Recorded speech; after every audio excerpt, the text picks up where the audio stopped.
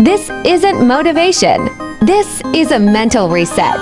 Because what you're about to learn can completely change how your brain reacts when everything around you starts collapsing. You'll stop chasing comfort and start thinking like a strategist in chaos. This isn't about getting better at managing emotions. It's about reaching a level where emotional breakdown simply doesn't control you anymore. Once you cross that threshold, there's no going back to the old version of you. You stop waiting for the storm. You become it. Before we go further, understand something. This video isn't meant for entertainment. It's a psychological training system divided into 3 stages. Phase 1, a mental technique built for one specific moment. The moment right before your mind collapses. Not after the crisis. Not when everything is calm. But right in the middle of the breakdown, when most people fall apart. And a few transform.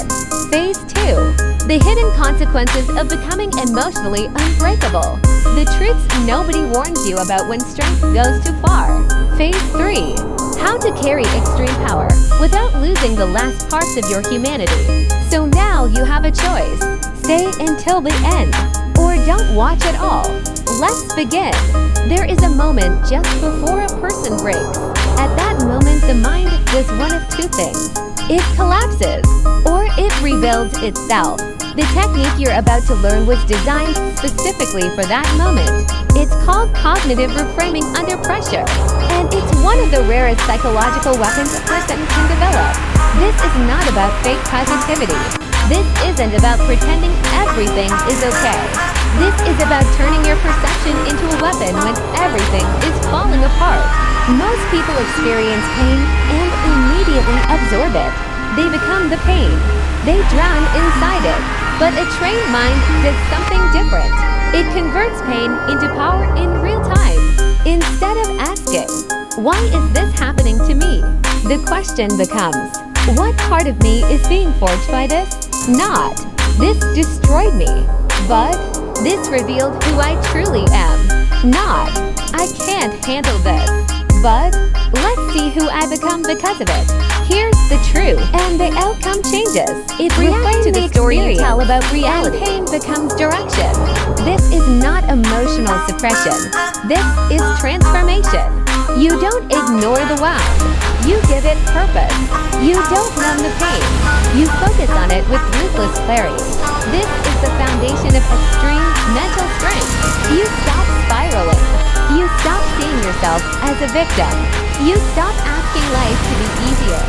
Instead, you train yourself to become harder to break.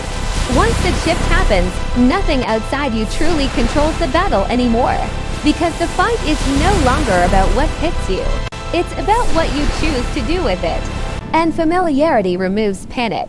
Choose your emotional weak spot. Public embarrassment. Rejection from someone you respect. Betrayal from someone you trusted. Now imagine the strongest version of yourself walking through that exact moment. How do they stand? What thoughts run through their mind? What emotions do they allow?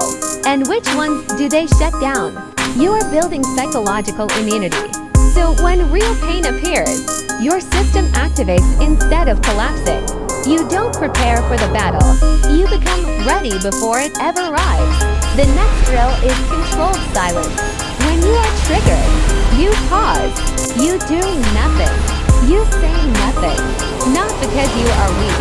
Because you are observing. Because you choose strategy over impulse.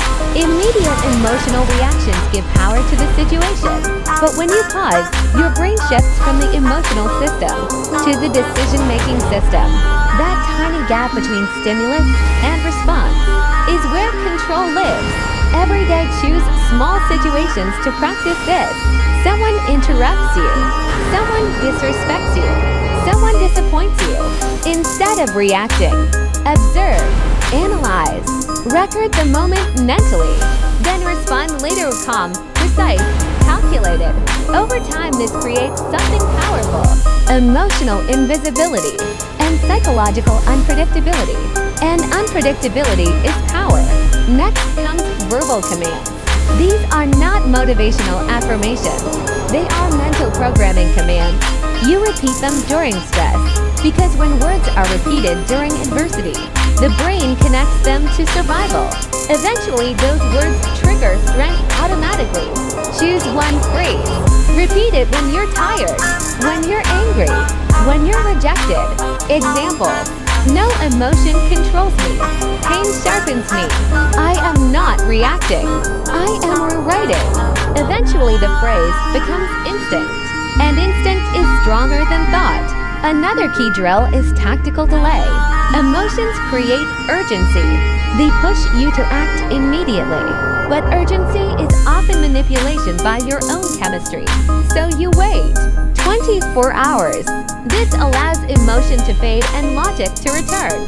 Whenever you feel the urge to send an angry message, quit something suddenly, or react dramatically, you pause, document the emotion, wait, then decide with clarity.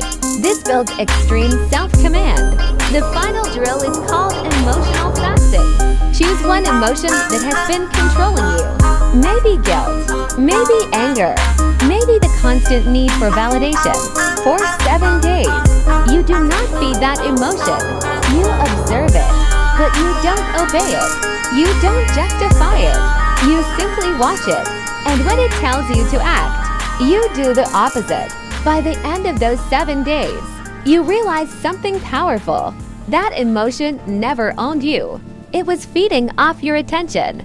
Now the power returns to yourself.